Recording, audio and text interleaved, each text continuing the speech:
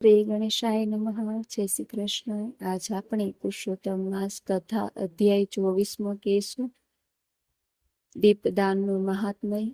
મણિગ્રીવ બોલ્યા, હે મુનિશ્રેષ્ઠ, ચમત્કારપુર નામે સુંદર શહેર છે. ત્યાં હું મારી પત્ની સાથે રહેતો હતો.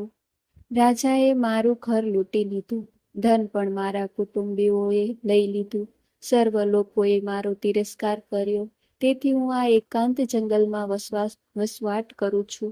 હે બ્રાહ્મણ, મારા જેવા પાપી પર હવે આપ કૃપા કરો, જેથી મારું દારિદ્ર્ય નાશ પામે અને અતુલ વૈભવ મેળવી હું સુખપૂર્વક જીવન ગાળું. ઋષિ ઉગ્રદેવ બોલ્યા, હે મહાભાગ્યશાળી, તે મારો અતિથિ સત્કાર કર્યો છે. ભૂખ તરસથી પીડાતા મને તે નવજીવન આપ્યું છે. હું તારા પર ઘણો જ પ્રસન્ન થયો છું. હું તને આશીર્વાદ આપું છું કે તારી પત્ની સહિત કલ્યાણ થશે. કોઈ પણ સમયે ભગવાન સામે જો દીવો કરવામાં આવે તો તે મનુષ્યની લક્ષ્મી વધારનાર થાય છે. તો પુરુષોત્તમ માસમાં જો વિધિપૂર્વક દીવો કરવામાં આવે તો એમાં કહેવાનું શું? એટલું જ નહીં, પણ કુરુ વગેરે ઉત્તમ ક્ષેત્રો તથા દંડકાદી વનો પણ શ્રી પુરુષોત્તમ ભગવાન સમક્ષ કરેલા દીવાની 16મી યોગ્યતાને પ્રાપ્ત થતા નથી. માટે તમે આવનારા પુરુષોત્તમ મહિનામાં પુરુષોત્તમ વ્રત પૂજા કરજો, ઘીનો દીવો કરજો. ઘી ના હોય તો તલના તેલનો કે ઇગોરિયાનો તેલનો પણ દીવો કરજો. હે પુત્ર, આ વ્રત અતિશય ગુપ્ત છે અને તે જેને તને કહેવા જેવું પણ નથી. દીપદાનનો મહિમા ઘણો મોટો છે અને તે સર્વ પ્રકારની સંપત્તિ, ધન, પુત્ર, પૌત્ર તથા યશને આપનાર છે. કુમારિકાને યોગ્ય વર આપનાર, સ્ત્રીને સૌભાગ્ય આપનાર, વાંઝળી સ્ત્રીના વાંઝ્યાપણાને દૂર કરનાર છે. આ સાધના તીવ્ર દારિદ્ર્યનો નાશ કરનારી છે અને તે આજે મેં તને જણાવી છે. આમ બંને પતિ પત્નીને આશીર્વાદ આપી મુનિ ચાલી નીકળ્યા. પુરુષોત્તમ માસ આવતા બંને પતિ પત્નીએ પૂર્ણ ભક્તિથી પુરુષોત્તમ વ્રત કર્યું અને વૈભવ પ્રાપ્તિ માટે ઇગોરિયાના તેલથી ભગવાન સામે દીવો કરવા માંડ્યો. ઉગ્રદેવની કૃપાથી અને દીપદાનના પ્રભાવથી તેમના સર્વ પાપો નાશ પામ્યા અને ત્યાંના ભોગો ભોગવીને જ બંને સ્ત્રી પુરુષ આ ભારત ક્ષેત્રની ભૂમિ પર પાછા જન્મ પામ્યા. પૂર્વજન્મના મણિગ્રીવ તથા સુંદરી એ જ ચિત્રબાહુ અને ચંદ્રકલા થયા. જે મણિગ્રીવ પૂર્વજન્મમાં મૃગોની હિંસા કરવા તત્પર રહેતો હતો, તે જ વીરબાહુનો પુત્ર ચિત્રબાહુ નામે પ્રખ્યાત થયો છે. તારી જે પત્ની હતી તે જ હમણાં ચંદ્રકલા નામની તારી રાણી થઈ છે.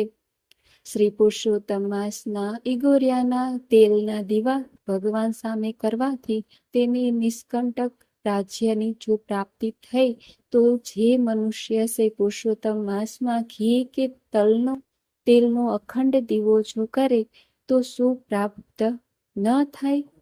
તો પછી ઉપવાસ વગેરેથી જે કોઈ મનુષ્ય પુરુષોત્તમ માસનું સેવન કરે તેના ફળની તો વાત જ શી કરવી. અગત્ય ઋષિએ એ પ્રમાણે ચિત્રબાહુનો પૂર્વજન્મનો વૃત્તાંત કહ્યો અને પછી તે રાજાએ કરેલો સત્કાર સ્વીકારી તેને અક્ષય આશીર્વાદ આપી ત્યાંથી વિદાય લીધી. શ્રી બૃહદનારદીય પુરાણના પુરુષોત્તમ મહાત્મયનો દીપદાનનું મહાત્મય નામનો 24મો અધ્યાય સંપૂર્ણ. હવે ગૌસેવાની ફળનું કથા કહેશું. એક નગરમાં એક વિધવા સોનારણ રહે. એકલી ને અટુલી નહીં, દીકરો કે દીકરી. દળના દળે પ્રભુના નામ લે અને જીવતરના દાડા વિતાવે. એક દિવસ ગામમાં કથા બેઠી. સોનારણ રોજ કથા સાંભળવા જાય. એક દિવસ કથાકારે યજ્ઞનું મહાત્મ્ય સમજાવ્યું. સોનારણને યજ્ઞ કરવાની ઘણી ઈચ્છા થઈ, પણ ઘરમાં ખાવા લોટ નહીં. ત્યાં યજ્ઞ શાનું કરવો? એક બપોરે કથાકાર પાસે ગઈ અને પોતાની ઈચ્છા જણાવી. કથાકાર જ્ઞાની હતો. એ બોલ્યો કે જેની પાસે ધન ન હોય એ જો સેવા યજ્ઞ અને શ્રમ યજ્ઞ કરે તો એનું જીવન સફળ થઈ જાય. સોનારણે ત્યાં ને ત્યાં સેવા યજ્ઞનો સંકલ્પ કર્યો. ગામને પાદર એક વૃદ્ધ મહાત્મા ઝૂંપડી બાંધીને રહે. સોનારણ તો બ્રહ્મ મુહૂર્તે ત્યાં પહોંચી જાય. મહાત્મા નદીને સ્નાન કરવા ગયા હોય. સોનારણ ઝૂંપડી વાળે, આંગણામાં પાણી છાંટે, રંગોળી પૂરે, આસોપાલવના તોરણ બાંધે, જળ ભરી દે.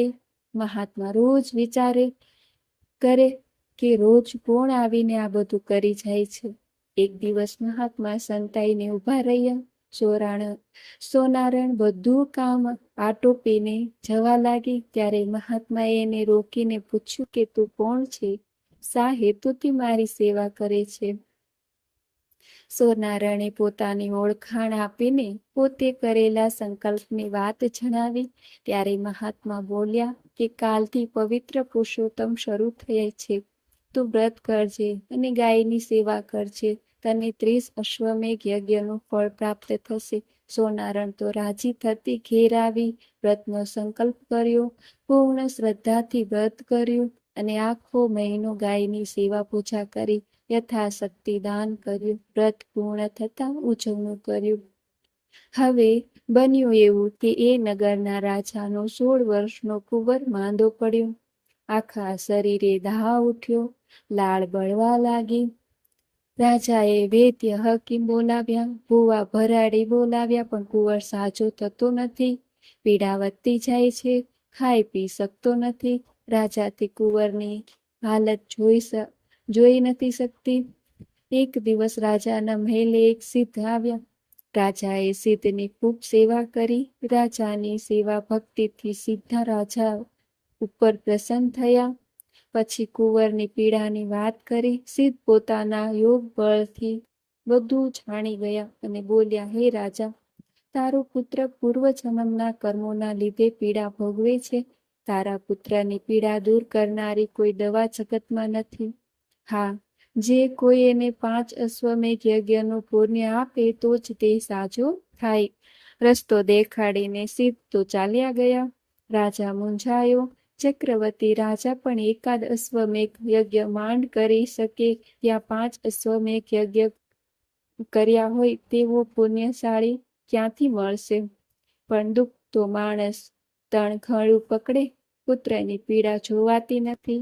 રાજાએ ઢંઢેરો પીટાવ્યો કે જો કોઈ 5 અશ્વમેઘ યજ્ઞનું પુણ્ય આપીને કુંવરનો દાહ મટાડશે એને 1.25 લાખ સોના મોહરનું ઇનામ મળશે. સતત 3 દિવસ સુધી ઢંઢેરો પીટાવ્યો પણ કોઈ આવતું નથી. રાજા હતાશ થઈ ગયો. પુત્રના મોતના ભણકારા થવા લાગ્યા. આ ઢંઢેરો સોનારણે પણ સાંભળ્યો. તેને મહાત્માની વાત યાદ આવી. લાવ, હું જઈને ખાતરી કરું કે મહાત્માની વાત સાચી છે કે ખોટી. એટલે ચોથા દિવસે સોનારણ આવી. એનો વેશ જોઈ પહેરગીરે અંદર ન આવવા દીધી. સોનારણે ઘણી આજીજી કરી ત્યારે માંડ અંદર આવી શકી. રાજાને વાત કરી કે હું 5 અશ્વમેઘનું પુણ્ય આપવા આવી છું. ત્યારે રાજા વિચારમાં પડી ગયા. 5 પૈસાની દક્ષિણા આપવાનોય વેત ન હોય એવા આ બાઈના ધરણ હતા. ત્યાં 5 અશ્વમેઘ ક્યાંથી કરવાની હતી? રાજાને વિચાર પડેલા જોઈ સોનારણે મહાત્માની વાત કરી અને હાથમાં જળ લઈ સંકલ્પ કર્યો. જળ છાંટતા જ કુંવરનો દાહ મટી ગયો. હાસ કરતો કુંવર ખિલખિલાટ હસવા લાગ્યો. રાજા રાણી અને કુંવર સોનારણના પગમાં પડી ગયા અને સોનારણને 1.25 લાખ સોના મોહર આપી. સોનારણે મળેલું ધન ધર્મ કાર્યોમાં વાપર્યું. આજીવન વ્રત કર્યું અને ગૌ સેવા કરી. વ્રત તથા ગૌ સેવાના પુણ્ય બળે સદેહે વૈકુંઠમાં ગઈ. હે પુરુષોત્તમ રાય, તમે જેવા સોનારણને ફળ્યા એવા સૌ કોઈને ફળજો.